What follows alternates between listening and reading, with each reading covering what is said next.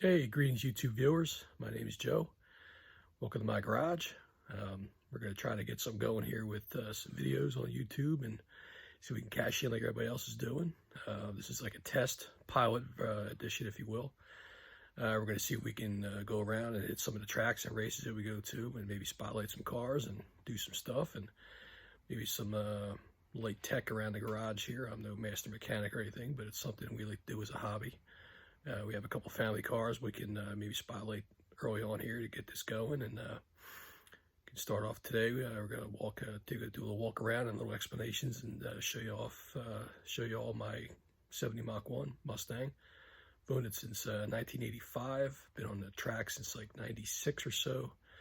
It was a full-on street car before that. Daily driver for many years. Picked it up in 85, drove it home. I didn't drive it home. I had my license when I was 15.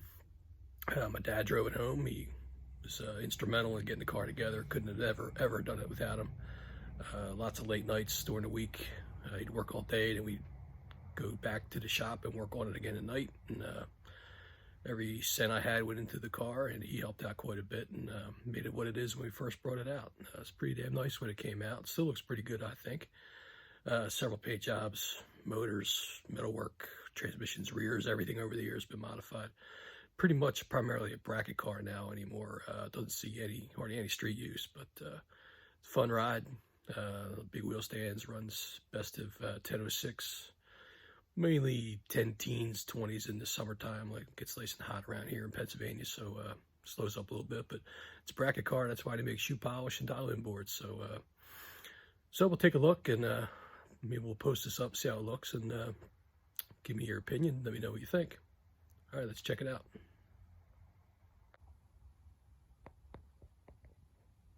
Okay, there it is. That's the quickest car in the fleet of Grippo Racing. My 1970 Mustang Mach 1.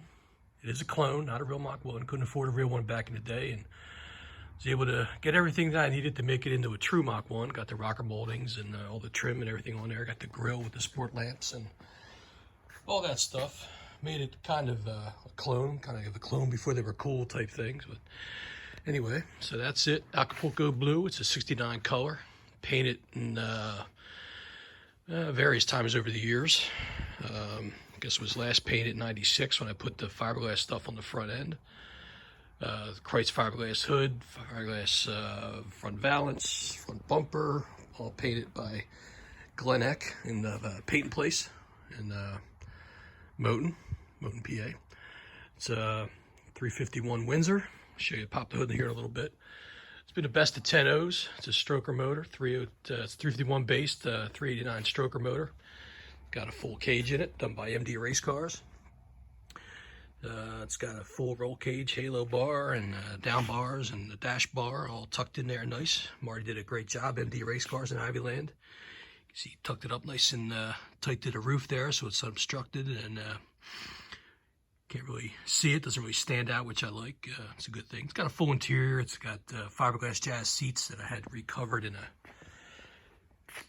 Comfort Weave Mach 1 reproduction seat cover. Kind of cut the inserts out and kind of made it look like a stock style seat, but it's a lightweight fiberglass seat from Jazz. It's got the deluxe interior.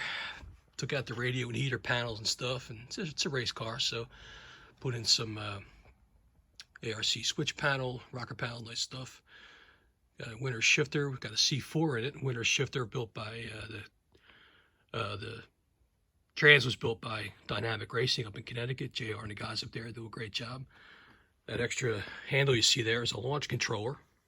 Use that on the starting lines, built by a friend of mine, Dan Wally. He makes these things up. It's a cable, push-pull cable with a nice handle, billet bracket, and a billet handle. It's all polished and machined, super nice. What I do is I pull up the stage and I push the big handle forward, have it preset on the RPM to put it at around 1800, 1500 or so. Bump into the lights, put on the top bulb, and squeeze the handle, the forward handle, and that pushes the cable, pushes the stud on the carburetor forward to about 3300 or so, and that's my launch RPM. Very consistent. It's adjustable. Very, very trick piece. One of the things that enhanced my driving quite a bit and helped me out quite a bit. Got the MSD mounted over there, easy access. Got a starter retard on it. Got the 5-point Stroud harness laying in the back seat there. But yeah, full back seat. It's full interior. Got the old NH sticker on there from years back. Run Mickey Thompson Pro Bracket radials. There's the only tires you ever need. Pro Bracket radials from Mickey Thompson. These are 28x9s. I wish they made it taller, 29.5x9, but they don't, so we run with the shorter one. These are killer tires. Almost no burnout required. Gotta go up there and clean them off, and they're ready to go. These things will hook at a car wash in the wintertime, but killer tires, and they last forever, amazingly enough. And running on Mickey Thompson drag ET drags, the wheels. Got the big 5/8 studs and axles from Mark Williams. 35 spline stuff, killer super strong stuff. Suspension wise, it's a leaf spring car, Leaf Spring Nation out there. See the CalTrack bars under there. The only thing you really need for traction, PBRs and CalTracks. That's a hell of a combination right there. We got the CalTrack monoleaf, split monoleaf leaf springs in the back, drum brakes, factory style stuff. Nothing really super trick back there. Got some shackles on there. Pick the ass end up a little bit, but it works, man. It's got a spool, Pro Gears, 35 spline axles with a big spool, and all Mark Williams stuff again. There's some more Mach 1 trim. Got the letters and the honeycomb and the chrome, and it's an NOS bumper that was brand new back in the early 80s. Keep a nice coat of wax on it, and it holds up. Got my $100 license plate there. Let's check out the trunk here. See what's going on in there. We kind of detail nice. Probably needs to be clean, but got the tin work in there. Got some bead runs in there. Did that a while back. Took the factory gas tank out when we installed the 5-gallon triangle aluminum fuel cell. Got the vent there, big overkill vent. Got the kill switch and the voltage gauge hanging back here. Got some new fuel lines last year. That's all from Brown & Miller, BMRS, Brown & Miller Racing Solutions. Got those through Reinhardt Performance. Marty did a great job putting them together. I gave them all the measurements, and we matched up some stuff. And all the fittings and lines came from those guys, and they assembled it on spot, and brought it home, and stuck it in, and everything was fitting perfect. So there's the Peterson fuel shutoff. Helps for changing the fuel filter and whatnot. There's the Verso battery box. It's going to get changed out this winter, hopefully. And that's about it under there. Run VP Fuel 112. Get that from Wide Open Technologies. VP Race Fuel is the only fuel I try to use. Killer stuff, super consistent, very makes lots of power. That's the fuel to use if you ask me. So there's the trunk, and these are our friends, sponsors, whatever you want to call them. Don't really get any money or anything from them. Don't really ask for it. We try to do our own thing, but these guys help us out with deals and good advice and the right stuff. That's MD Race Cars at the bottom over in Ivyland. Marty Danko, he's the MD. He's the guy to put the roll cage and the frame connectors and some stuff under the hood, which I'll show you. KG Speed down in Broomall. Killer speed shop, been around forever. Lynn down there always helps us out, gives us good deals on stuff. Been buying parts from him since I was a teenager for this car, and the whole family shops down there, so it's a good place to go to. Support your local speed shop. Next up is Wide Open Technologies. That's our engine builder, Carol Hine, down in Douglasville, PA. Super smart guy. Puts together some rock solid combinations, and always fun time talking to Carol and hanging out down at the shop. And that's bangshift.com, website I help out with, write some stuff and take some photos for. Brad, Chad, and Brian, they have it's been around for about 10 plus years. It's basically a daily website you can go to for videos and news and event coverage and all kinds of cool stuff. Bangshift.com. So, and there's Reinhardt's Performance. Just talked about those guys, Marty and Mark Reinhardt out in Thomasville, out by York. Full service race car shop, chassis work to parts. We get all kinds of stuff from them. I got all my rear stuff from them, fuel lines, dealers for many different products, and straight up guys to deal with, and proud to call them friends. And so check them out. His Lumlord Videos, that's George Waters. He does, local guy, does a lot of video work and photography work at the races, and he's been around forever. And if you need a good video of your car, he's the guy to talk to. Check him out on Facebook and stuff, and Good guy, good friend. One Sky Media above that is John Oppenheimer and his wife. They run a web-based business. They develop websites and electronic media stuff. Good friend, racer, known him for years, and run a sticker to support him. So, and there's Rob's Rod Shop at the top there. Another local speed shop we try to frequent and get a lot of stuff from. Rob's a good guy, wife Erin. They run a nice little tidy shop down there in, I guess it's Downingtown. Do a lot of muscle car street rod repair and installations and stuff. And good folks, good guys to deal with. So that's that. Take a walk down the side here as I sniffle because it's cold out. But there's the interior. It's a Moon wheel, steering wheel. Been in the car for a long time. Got my autometer tack. I have full carbon fiber autometer gauges. Didn't want to cut the car, keep it stock appearing, so I just made a little gauge panel to cover up my stock dash panel because I want some aftermarket gauges in there. You can see the cage all tucked up there. Got my carbon fiber tack mounted right in the line of sight there, so that works out good. See that lovely scoop out the window? I love that view. So that's that. You can see our spring-loaded Austin Chassis Works swing-out bar setup. You just kind of give it a yank down, slide it out. Helps me get my fat ass in and out of there. It's got a billet end on it for mounting. Super strong. Nice big fat bolt in there, and got a little tab that slides in the slot. Spring-loaded, like I said. A little narrow on it for comfort and ease of grip. Push it in, slide it up, and it's NHRA legal to 850. And this makes it a little easier getting out of the car, especially when you're getting up there at age like I am and fat. So, slamming the door here, and we'll check it out. Let's pop the hood and see what's going on.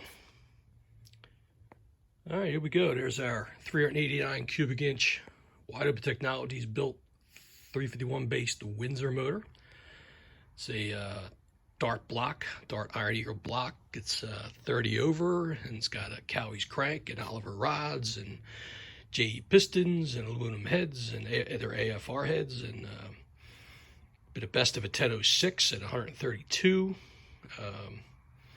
Got a Vic Junior intake, quick fuel carburetor, 750. You can see the Brad and Miller fuel lines we put on this year. We got a quick fuel regulator, PRP mounted bracket, full MSD setup, Rosso aluminum sheet metal valve covers, very cool.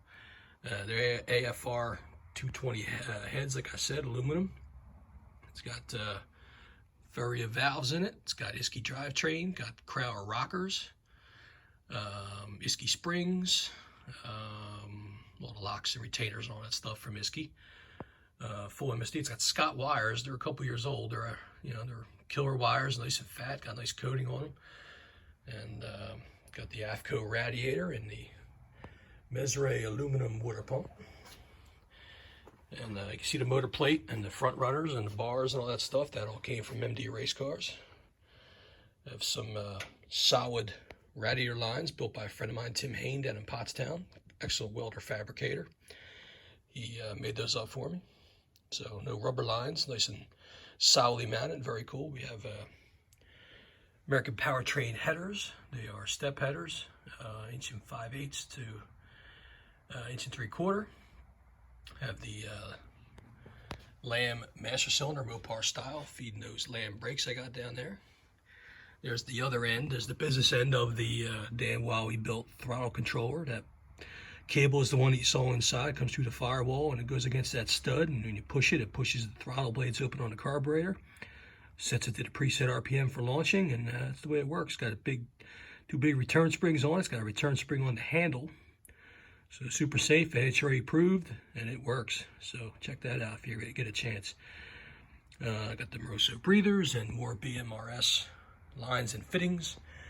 And there's his front suspension tricks. There's the key to the whole deal. There's the Santuff shock absorbers. Killer stuff, man. A couple sweeps one direction. I can stand the thing up on the bumper. It won't even lift the front end. Absolutely killer shocks. Worth the money, not cheap.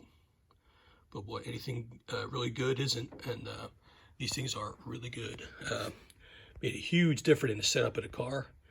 Got a little sweep thing in there. You put your little tool in there and it moves them back to back. I have mine set at 15, 16 in the cool weather, and I bump them up in the in the summertime, and in the cool weather, got to tighten them up a little bit for when it's making a little extra power, and we'll bump it up to maybe 17, 18. And that's the sweet spot. It loves that stuff. Picks the wheels up all the time.